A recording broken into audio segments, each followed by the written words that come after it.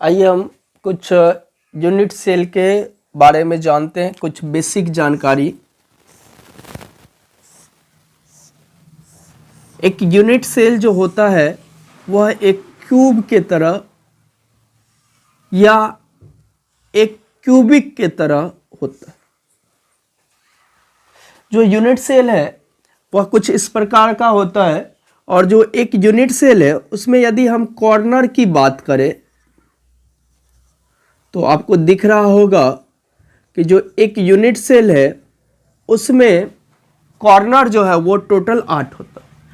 यदि आपको unit cell के बारे में सोचना है तो सबसे पहले आप अपने दिमाग में किसी रूम का कल्पना कर ले, और वह रूम जो है आपका एक यूनिट सेल के जैसा है। तो यदि आप रूम में देखेंगे तो यूनिट सेल का बात करेंगे, तो जैसे मान लीजिए आपका रूम है, तो यदि उसमें आपसे पूछे कि कितना कॉर्नर होगा तो आप देखेंगे कि एक यूनिट सेल जो है, एक रूम जो है, उसमें आपका कॉर्नर की संख्या 8 होती है। तो आप देख ले 1 2 3 4 5 6 7 8। जो एक यूनिट सेल है उसमें कॉर्नर की संख्या 8 होती है। तो हम लिख सकते हैं जो कॉर्नर है, कॉर्नर की संख्या 8 होती है। और यदि आपसे पूछे कि एक यूनिट सेल में फेस कितना होगा तो आप देख सकते हैं फेस कितना है, कि जैसे मान लीजिए हमारा एक फेस ऊपर वाला, एक फेस हमारा नीचे वाला 2, एक फेस इस साइड से 3, एक फेस इस साइड से 4, एक फेस हमारा क्यूब के अंदर और दूसरा फेस क्यूब के बाहर। तो आपको कुल मिला के 6 फेस दिख रहा। यदि आप किसी घर का देखेंगे तो आपको कुल मिला के 6 फेस दिखेगा। मान लीजिए कि हमारा एक साइड हमारा 1 हुआ, 2 हुआ, 3 हुआ, 4 हुआ और एक ऊपर और एक नीचे। कुल मिलाकर हमारा यदि फेस का बात कर ले तो हम लोग 6 फेस की संख्या हमारा 6 होती है। उसके बाद यदि हम किनारे की बात कर ले, एज की बात, किनारे की बात, तो एक यूनिट सेल में जो होता है हमारा 12 किनारा होता है। जैसे मान लीजिए आप देख ले कि एक,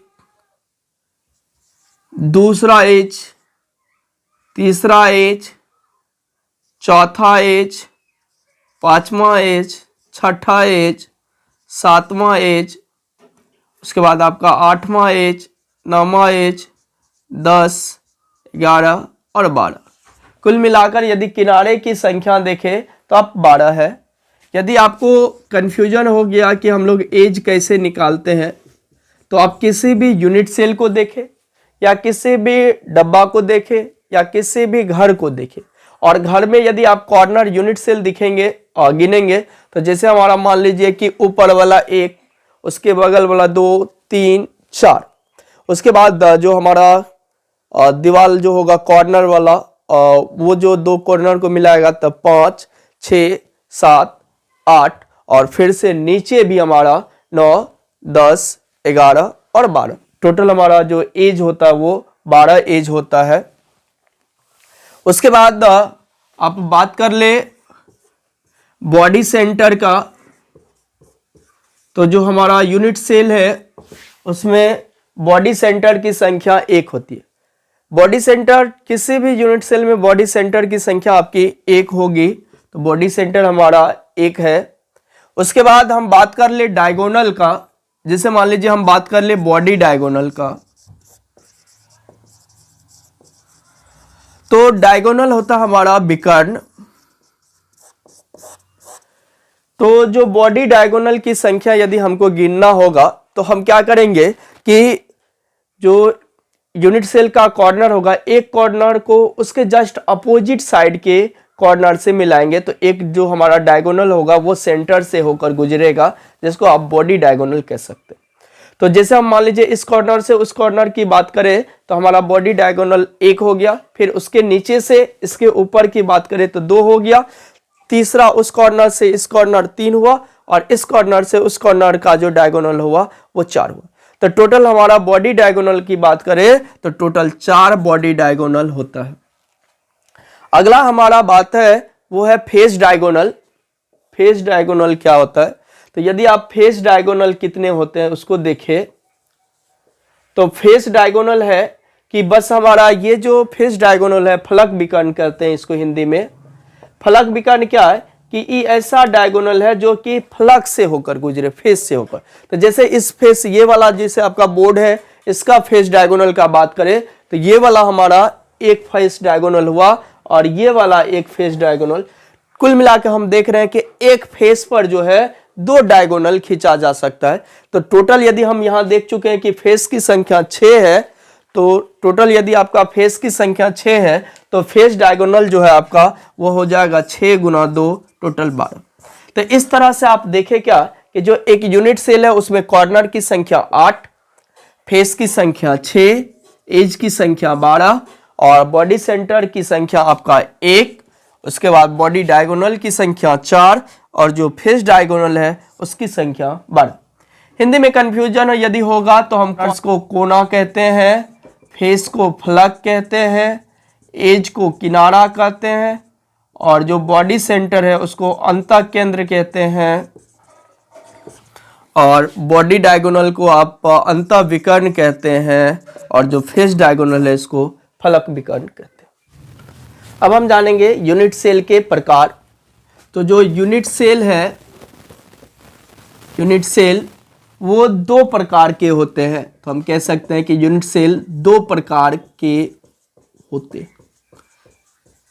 पहला जो हमारा यूनिट सेल है उसका नाम है primitive unit cell, primitive unit cell और simple cubic unit cell, simple cubic unit cell, जिसको आप शॉर्ट में एससीसी भी कहते हैं और हिंदी में इसको आद्य एकक कोष्ठिका या सरल घनीय एकक कोष्ठिका भी कहते हैं। तो हमारा प्रिमिटिव यूनिट सेल हुआ कि आद्य एकक कोष्ठिका या सिंपल क्यूबिक यूनिट सेल हुआ सरल घनीय एकक कोष्ठिका, एससीसी। तो जो सिंपल क्यूबिक यूनिट सेल होता है ये क्या होता है कि जैसे हम यहां बना ले कि मान लीजिए हमारा एक यूनिट सेल है और यदि इस यूनिट सेल में सिर्फ एटम्स जो है या कह लीजिए कि जो अवयवी कण है वो यदि सिर्फ कॉर्नर पर उपस्थित होगा, इस तरह के यूनिट सेल को आप सिंपल क्यूबिक यूनिट सेल कहते हैं। तो आप यहां से देख रहे हैं क्या कि जो यूनिट सेल है, इस यूनिट सेल में आपका जो एटम्स है वह सिर्फ कॉर्नर पर उपस्थित है और इस तरह के यूनिट सेल को आप सिंपल क्यूबिक यूनिट सेल कहते हैं। तो आप यहां से कह सकते हैं क्या कि वैसा क्यूबिक यूनिट सेल जिसमें अवयवी कण सिर्फ कॉर्नर पर उपस्थित होता है उसे आप सिंपल क्यूबिक यूनिट सेल और प्रिमिटिव यूनिट सेल कहते हैं। तो हम यहां से कह सकते हैं कि वैसा यूनिट सेल जिसमें अवयवी कण सिर्फ कॉर्नर पर उपस्थित रहता है उसे सिंपल क्यूबिक यूनिट सेल और प्रिमिटिव यूनिट सेल कहते हैं। तो आप यहां से देख रहे हैं क्या कि जो सिंपल क्यूबिक यूनिट सेल है उसमें अवयवी कण या कह लीजिए कि आपका कंस्टिट्यूएंट पार्टिकल्स जो है वो सिर्फ कॉर्नर्स पर उपस्थित है। तो हम यहां देख रहे हैं कि कॉर्नर्स की संख्या 8 है और इस 8 कॉर्नर पर आपका अवयवी कण उपस्थित है। इसका मतलब है कि यह सिंपल क्यूबिक यूनिट सेल या एससीसी है।